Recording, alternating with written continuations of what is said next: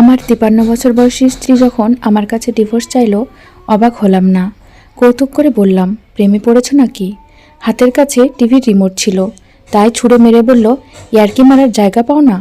তুমি আর তোমার ছেলে কোনো ব্যাপারে সিরিয়াস হও না। বাংলা ভিশনে নিউজ চলছিল। প্রত্যুত্তর না করে টিভির দিকে মনোযোগী হলাম। একজন পুরুষের জন্য চোখ কান খোলা রেখে জিহ্বাতে যথাসম্ভব নাগাল টেনে স্ত্রীর চাওয়া পাওয়া বুঝেও না বোঝার ভান করার নাম হচ্ছে সংসার। আমার স্ত্রী অর্থাৎ সুজাতা কিছুদিন ধরে তার ছেলের জন্য পাত্রী দেখছে। স্ত্রীর প্রচেষ্টায় আমিও কয়েকদিন সঙ্গে গিয়েছিলাম। আজকালকার মেয়েরা চমৎকার, এক মাথা ঘোমটা দিয়ে মাথা নিচু করে বসে থাকার পাত্রী নয়, সব প্রশ্নের উত্তর সাবলীল ভঙ্গিতে দেয়। ভদ্রঘরের শিক্ষিতা কোনো মেয়ে দেখতে অসুন্দর নয়, তাদের কথাবার্তা, চোখের চাহনিতে যে ব্যক্তিত্বের আভা ফুটে ওঠে, এর চেয়ে মোহনীয় রূপ থাকার প্রয়োজন নেই। সুজাতা এসবের ধারে না। কলাবাগানের মেয়েটা দেখতে খারাপ না, তবে গলার স্বর ফ্যাকাশে, হাঁসের মতো প্যাক প্যাক করে, কণ্ঠস্বরের আল্লাহ পাকের দান। ওর কি দোষ? মামি যে মেয়েটার সন্ধান দিয়েছিল, দেখতে গিয়েছিলাম, তারপর চাড়ালের গোষ্ঠী। জিজ্ঞেস করে, আপনার ছেলে স্যালারি পায় কত? আসলাম সাহেবের মেয়েটাকে পছন্দ হয়েছিল, কিন্তু হাইট কম, 4 ফুট 11 ইঞ্চি। আমার কাছে তো লম্বায় লাগলো। তুমি বুঝো কি, হিল পরে দেখাইছিল। ভাবছিলাম আমার চোখকে ফাঁকি দিতে পারবে। সুজাতা বিগলিত ভঙ্গিতে হাসে। সারাদিনের আমাদের এমন কথোপকথন চলতেই থাকে। শুরুটা সে করে, শেষটাও সে। আমার কাজ হচ্ছে তার কথা মতো হ্যাঁ বা না করা। এ কাহিনী কত মাস বা কত বছর চলত তা স্বয়ং বিধাতাই জানেন। কিন্তু আমার ছেলে শুক্রবারে নাস্তার টেবিলে ঘোষণা দিল তার পছন্দের একটা মেয়ে আছে। সুজাতা পরোটা ভাজা রেখে দৌড়ে এলেন। কি বলছিস? মেয়ের নাম কি? কি করে? তিশা আমার ব্যাচমেট ছিল, গার্লসে পড়তো, একসাথে কোচিং করতাম। এসএসসির পর কন্ট্যাক্ট ছিল না।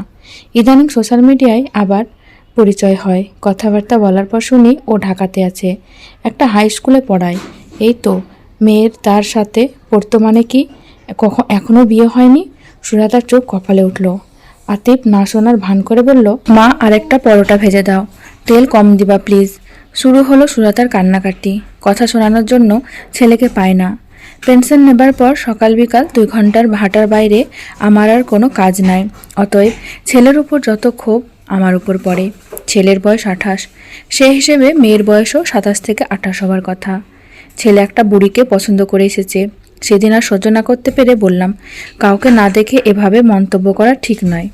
আশ্চর্য, আমার বিয়ের সময় বয়স ছিল 22। এ নিয়ে তোমার আত্মীয়দের কাছে কম শুনতে হয়নি। সবাই বলেছে আইবুড়ো মেয়ে ঘরে এনেছে, আর এ মেয়ের বয়স 28। তুমি ভাবতে পারো? অবশ্যই পারি। তোমার ছেলের পড়াশোনা শেষ করে জব নিয়ে সেটেল হতে যদি 28 বছর লাগে, মেয়েটারও তাই লাগার কথা। এতে অবাক হওয়ার কিছু নেই। বুড়ি মহিলা, এখন বাপ মা আমার ছেলের ঘাড়ে পার করে দিতে চায়। বাজে কথা বলো না। তুমি আমি ঠিক যতটা কষ্ট করে আতিফকে মানুষ করেছি, মেয়েটির বাবা মারাও ঠিক একই কষ্ট হয়েছে। কষ্ট বরং আরও বেশি হয়েছে। বারবার বিয়ের ঘরে এসেছে। তোমার মতো কিছু লো ক্লাস আত্মীয় স্বজন মেয়ের বিয়ের বয়স পার হয়েছে বলে চেঁচিয়েছে। তারপরও মেয়েকে নিজের পায়ে দাঁড়া করতে পেছুপা হয়নি। Heads off. কি বললা? আমি লো ক্লাস মহিলা? না মানে সেটা বলতে চাইনি, জাস্ট উদাহরণ দিলাম আর কি। তার ঠিক পর থেকে সুজাতা ডিভোর্স চাইছে। এর মাঝে ভাইয়ের বউ, বড় খালা, আরও কয়েকজনকে ফোন করা হয়ে গিয়েছে। ডিভোর্স কিভাবে নেয়, ডিভোর্স কত প্রকার, সব জানা হয়ে গেছে। স্বামীর কাছে মূল্য নাই, ছেলে কথা শোনে না, এ সংসার সে করবে না। সুজাতা শুনলে রাগ করবে। তারপরও ছেলের সাথে তিশাকে দেখতে গেলাম। চমৎকার মেয়ে, দেখলেই বোঝা যায় পরিচ্ছন্ন পরিবার থেকে বড় হয়েছে। মেয়ে বাবাকে সাথে করে নিয়ে এসেছিল। ভদ্রলোক আমাদের পরিবার সম্বন্ধে ততটুকুই কৌতূহল দেখার যতটুকু না দেখালেই নয়। আমি মোটামুটি পাকা কথা সেরে এলাম। সুজাতার রিয়াক্ট ছিল দেখার মতো। সব কথা শুনে বাপের বাড়ি গিয়ে উঠল। সকাল বিকাল ফোন করে হুমকি দেয় আমার বিরুদ্ধে নারী নির্যাতনের কেস করবে। এসব আর কি। মেয়ে পক্ষ বাড়িতে আসার আগের দিন কল করলাম। শুনছো, কালাভুনা কিভাবে রাঁধে বলতে পারো? মানে তিশার বাড়ি থেকে লোকজন আসবে কাল। মেনু কি? বিফ, ডিম ভুনা, ভাত আর ডাল। এর চেয়ে বেশি কিছু রাখতে পারি না, তুমি জানো। ওপাশ থেকে ফোন কেটে দিল। গিন্নি বিকেলে এসে হাজির। ঘরদোর গুছাতে গুছাতে গজগজ করতে লাগলো।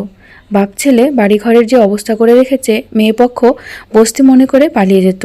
নেহাত বাড়ির মান সম্মানের প্রশ্ন, নয়তো সে কখনোই ফিরত না।